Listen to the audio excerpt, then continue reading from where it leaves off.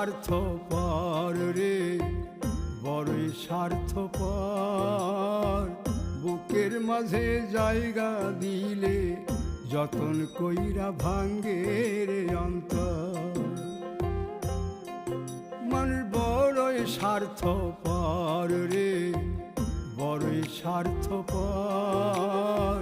বুকের মাঝে জায়গা দিলে যতন কইরা ভাঙ্গে রে অন্তর।